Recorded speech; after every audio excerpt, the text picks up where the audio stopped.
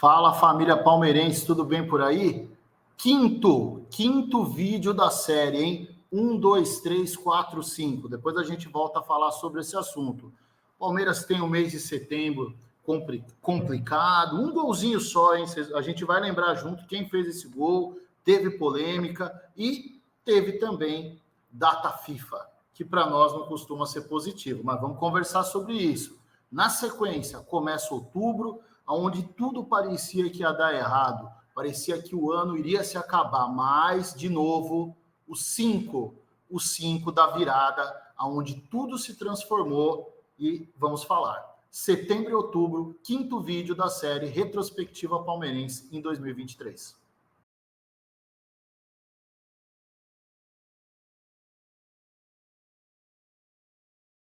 Fala, torcida palmeirense, tudo bem por aí? Quinto vídeo da retrospectiva 2023 da Sociedade Esportiva Palmeiras. E como diria o outro, sobrou para mim o bagaço da laranja. Eu vou falar do mês de setembro. Ah, que mês maravilhoso. O Palmeiras jogou tão bem, Arthurzinho. O Palmeiras destruiu. O Palmeiras marcou muitos gols. Só que não, né, gente?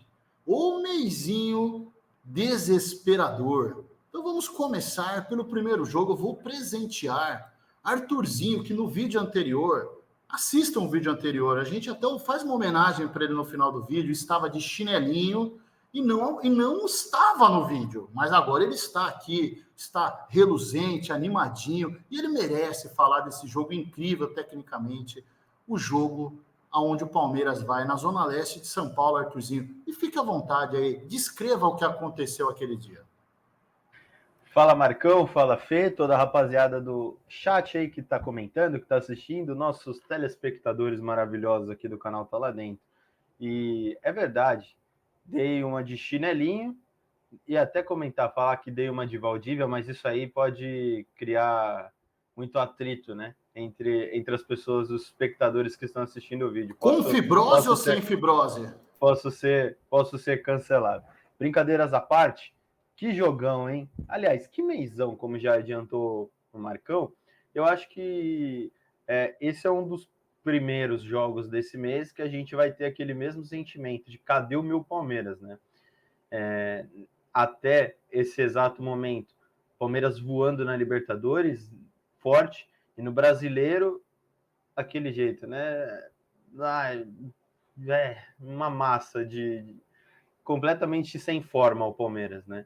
Então esse é derby, dia do Palmeiras amassar, superior ao Corinthians, que brigou até o final do campeonato contra o rebaixamento, e hoje é dia de ganhar, não ganhou. Empatou 0-0, aquele jogo manco, xoxo, capenga, triste, e que, cara, honestamente, o torcedor do Palmeiras esperava muito mais, e o torcedor do Corinthians ficou extremamente satisfeito com o 0-0 e não tomou mais um apavoro do Palmeiras esse ano, Marcão.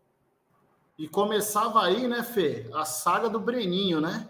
O Breninho que foi responsável pelo último lance desse jogo terrível. E você já pode falar sobre isso e já avançar para o próximo jogo, que é Palmeiras e Goiás, que também tem Breninho como protagonista. Fica à vontade. Cara, nesse jogo aí o Endrick entra já no segundo tempo e joga muito bem e consegue armar o contra-ataque, que a bola morre no pé do Breno Lopes. Era só ele fazer e correr para o abraço. O Palmeiras ia ganhar o clássico mais uma vez em Itaquera, mas ele finaliza mal em cima do Cássio e o Cássio termina fazendo a defesa. A torcida já pega uma certa bronca dele nesse exato momento, porque só quem é palmeirense e corintiano sabe a importância de um derby. E no jogo seguinte, outra atuação ruim do Palmeiras. Palmeiras que depois que perdeu o Dudu não conseguiu fazer uma partida convincente até então. Só que o senhor mesmo, Breno Lopes, faz o gol da vitória e simplesmente manda a torcida do Palmeiras ir tomar suco de caju e faz gestos obscenos. E a torcida, ao invés de comemorar, quer matar o Breno Lopes, né? Arthurzinho, você entendeu o que aconteceu na hora ou não? Porque eu, que sou o rei de ficar incrédulo quando o Palmeiras faz gol, né? Depois a gente fala disso. Cara, eu não entendi o que aconteceu. A torcida começou a pular, de repente a torcida começou a xingar.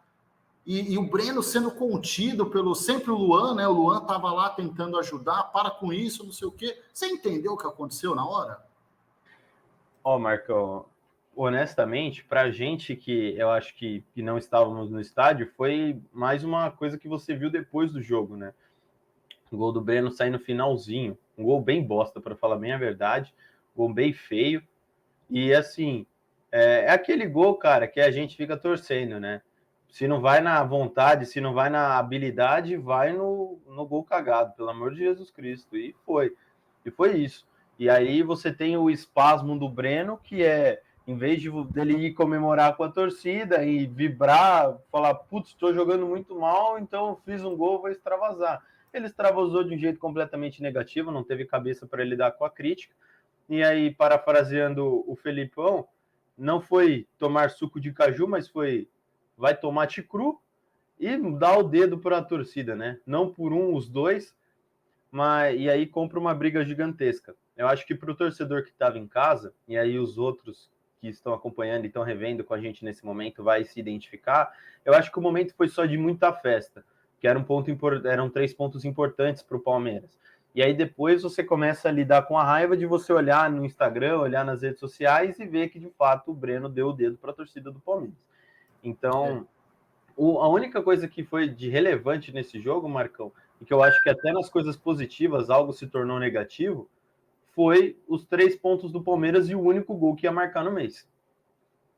Eu acho que esse foi o ponto, né? O Palmeiras, tudo bem que não foram muitos jogos, né? O mês de setembro é um mês de 4 jogos por conta da data FIFA, mas Palmeiras faz 2 empates, uma derrota e uma vitória, faz um gol em 4 jogos e um gol com uma repercussão que infelizmente não deveria ter ocorrido, mas aí o Breno pediu desculpa e depois lá na frente honrou a camisa, fez muita coisa boa, a gente vai falar bem do Breno na fase final, mas nesse momento ele realmente não fez algo elogiável.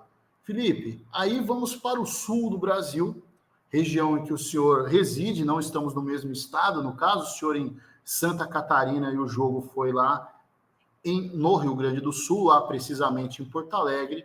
O Palmeiras visita o Grêmio esse que no jogo de ida o Palmeiras venceu por 4-1, né, no jogo do turno, melhor dizendo, o Palmeiras consegue tomar um gol com uma bola enfiada num facão, uma bela bola, mas não era, teve muita liberdade, é uma jogada manjada do Grêmio, e a lei do ex imperou com o nosso João Pedro fazendo um gol, e o Palmeiras também não fez uma boa partida aquele dia, né? Cara, o Palmeiras fez um péssimo jogo naquele dia, né? O Palmeiras tomou um gol muito cedo do João, além do ex, como você mesmo disse. Só que o problema, acho que maior, é que o Palmeiras não conseguiu criar, né, cara? O Palmeiras não conseguiu agredir o gol do Grêmio. O Palmeiras ficou com um volume de jogo muito maior que o Grêmio. Acho que a única chance claríssima de gol foi o gol perdido do Rafael Veiga, né? Ainda no primeiro tempo. Poderia ter dado um empate, talvez ali ter mudado a postura do jogo. Porque como quase o Grêmio em cima da linha, né? Quase em cima da linha. Praticamente. E como o Grêmio fez o gol logo cedo, ele manteve uma postura de esperar o Palmeiras, né? Isso prejudicou muito o time do Abel, porque, querendo ou não, o Abel ainda insistia com o Marcos Rocha e Mike pelo lado direito, não tinha ainda bolado os 3 zagueiros, e o Palmeiras tinha muita dificuldade de criar, jogando muita bola na área e não conseguiu fazer o seu gol e nem agredir o Grêmio como deveria ter agredido na partida e perdeu lá na arena. Arthur, o Palmeiras que foi a campo com Everton, Rocha, Gomes, Murilo e Piquerez, Menino, Veiga, Zé Rafael, Arthur, só que o Arthur pela esquerda.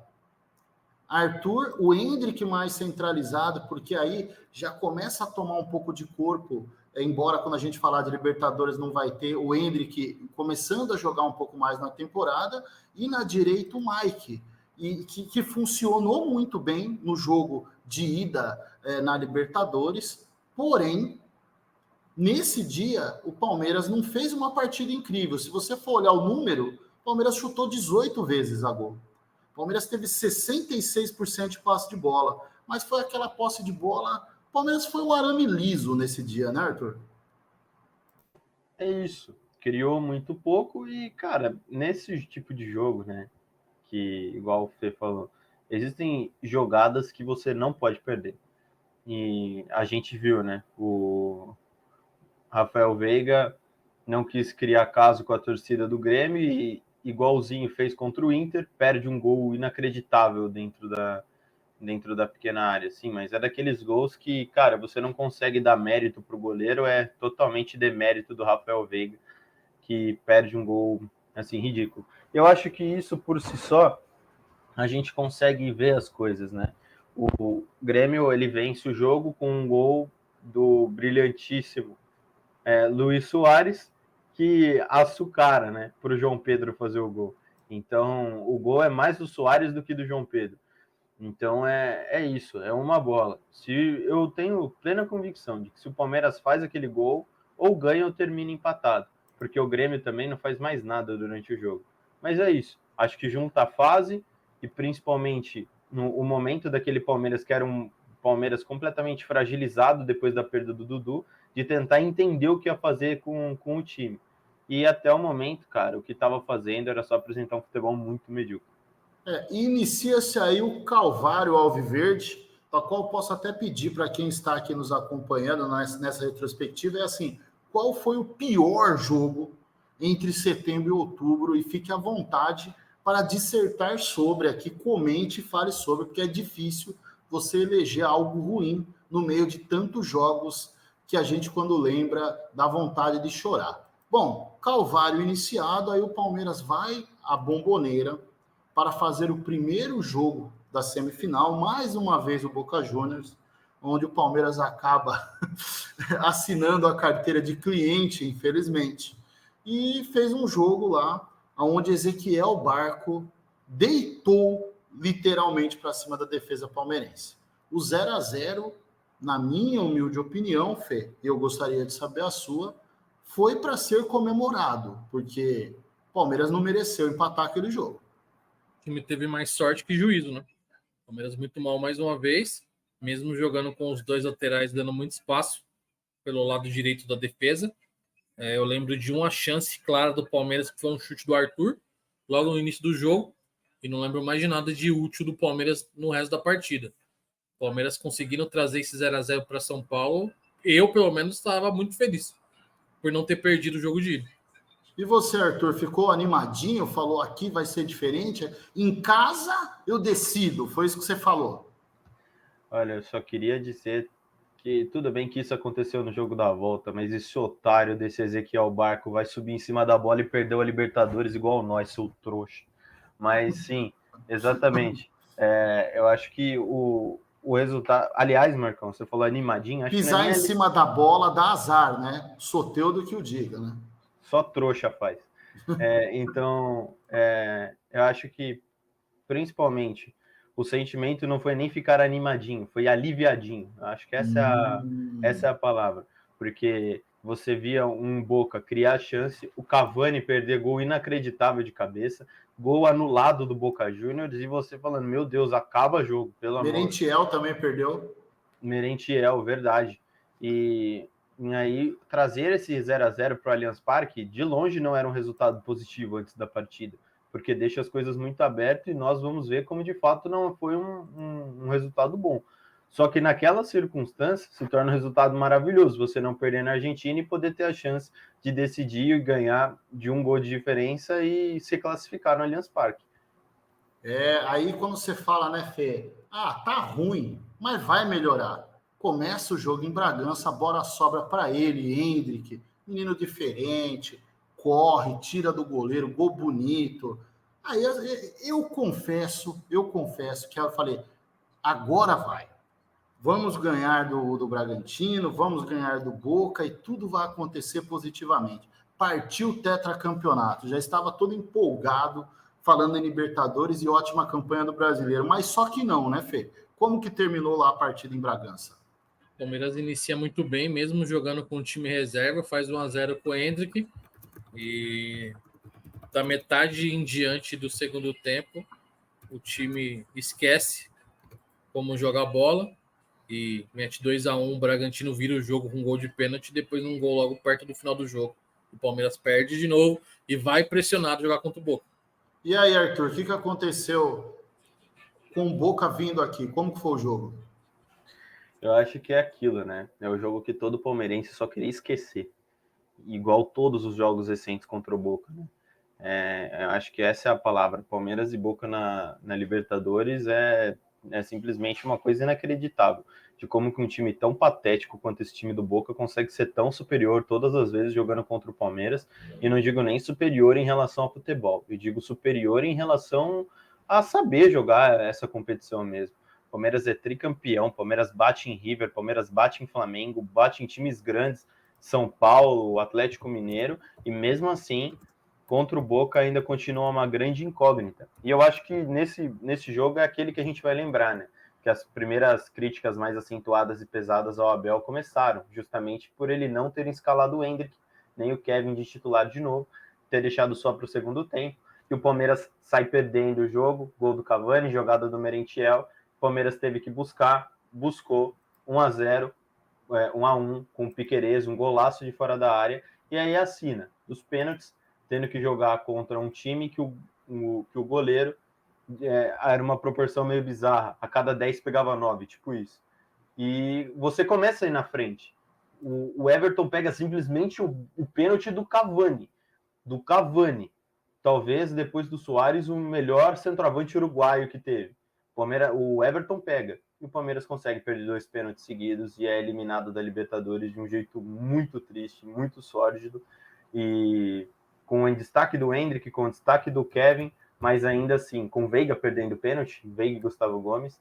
Então, eu acho que esse, se eu pudesse elencar, já respondendo a sua pergunta para o chat aqui, né, para os telespectadores, esse para mim é o pior jogo não só do mês, mas da temporada, Marcão. Perfeito. E Fê, o Arthur fala bem sobre tudo que aconteceu no jogo, inclusive no pós aí das penalidades.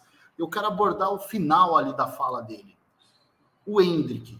A partir daquele momento, o Abel entende que o Endrick está pedindo passagem e ele se torna o grande personagem, porque, para não dizer que a gente só falou de coisas ruins, ele se torna o grande personagem até encerrar a temporada palmeirense, né?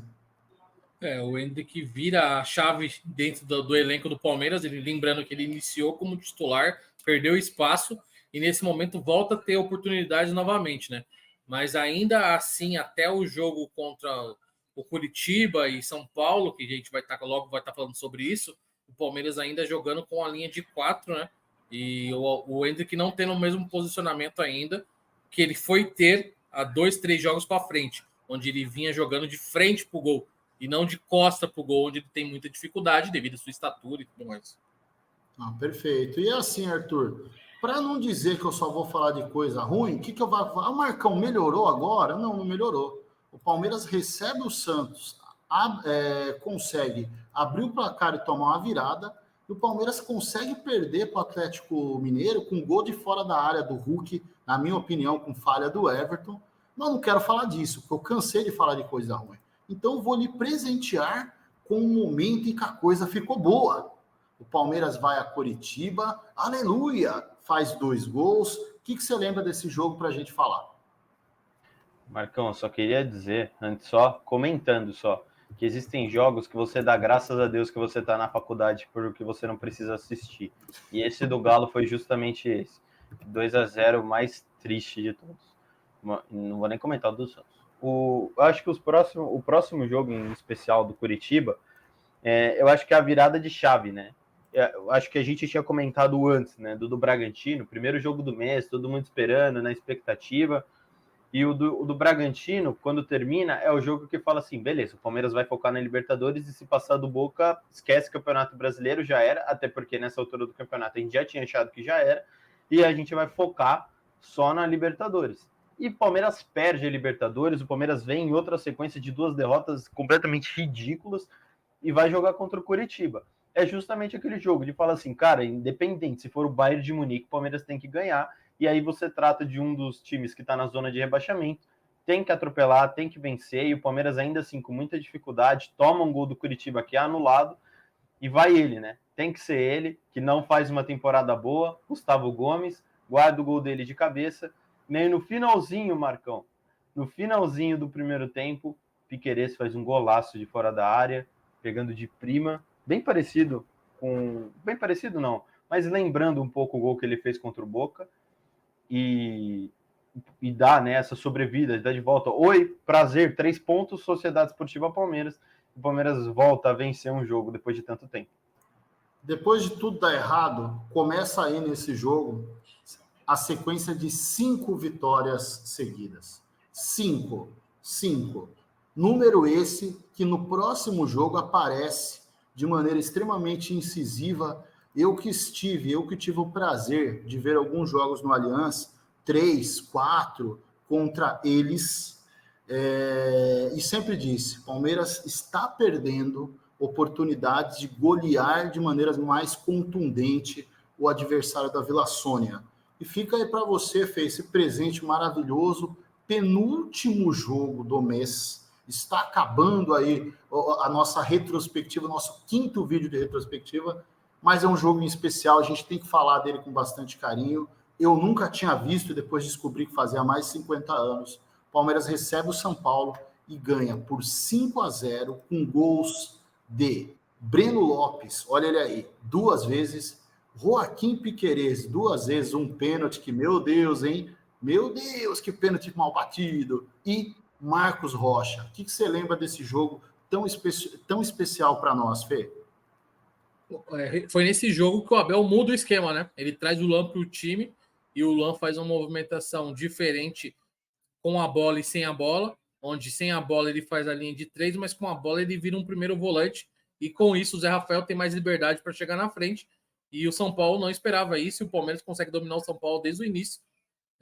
No primeiro tempo, se eu não estou enganado, já está 3-0 e depois o trouxa do Rafinha é expulso e o Palmeiras faz mais 2 gols e o Klaus, com muita pena do São Paulo, termina o jogo cedo já para não sair um 6, 7, 8-0, que tinha grande chance de acontecer isso.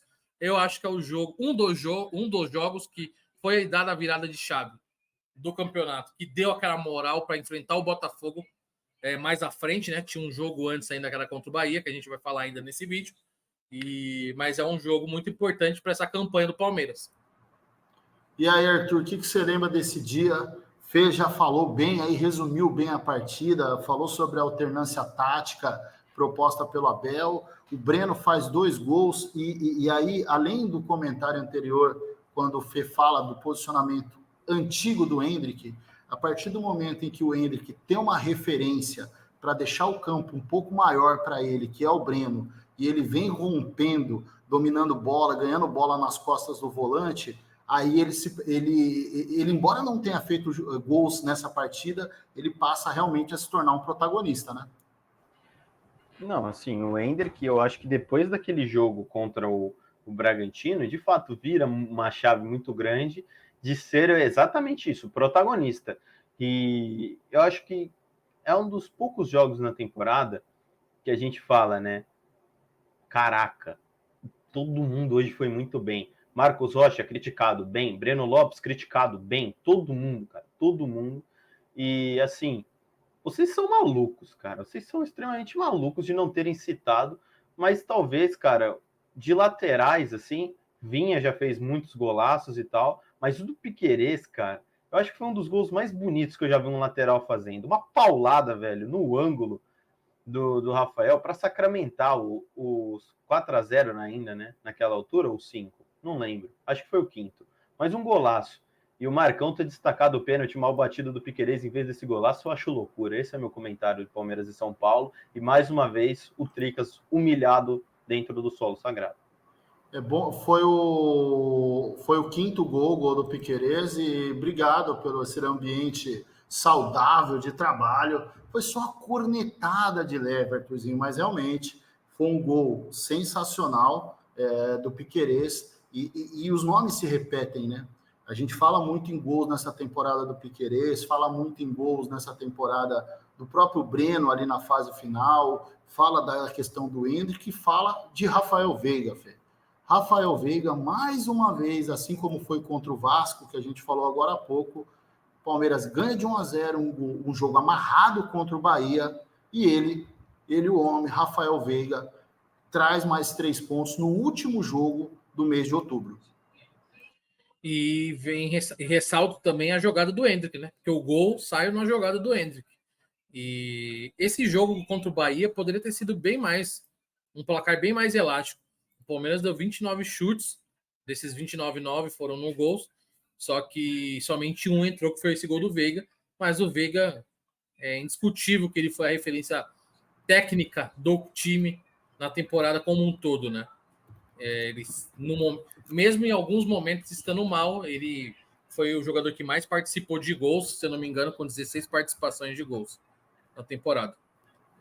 O Veiga fundamental, assim, eu não lembro, quando vocês falaram do Gomes, né, foi o Arthur que falou do jogo de Curitiba, o Gomes não está fazendo não fez uma temporada perfeita, assim como até o próprio Veiga não fez, mas eles são tão bons que ainda assim os números deles chamam muito a atenção, e eles acabam sendo reféns do que a gente já viu o máximo deles, né? Então a gente cobra pelo máximo, só que esses caras, quando apresentam algo médio, já é bem acima do que a maioria dos outros atletas consegue entregar. Então, dito isso, parafraseando Arthurzinho, encerramos aqui o penúltimo vídeo da nossa série, da nossa retrospectiva, e logo mais vai ter aí o 6º vídeo, e aí já tem dancinha, já vou dar um spoiler, aí a coisa já andou, porque a sequência já começou, as vitórias começaram a acontecer, Palmeiras virou a chave e está atrás desse título brasileiro. Fiquem com Deus, comentem, compartilhem e deixem a opinião de vocês. Se vocês estão de acordo com as nossas análises, se vocês discordam, por que discordam. É sempre muito legal ver um comentário para a gente ter sempre esse debate, para evoluir junto com vocês. Está lá dentro, a voz da família palmeirense.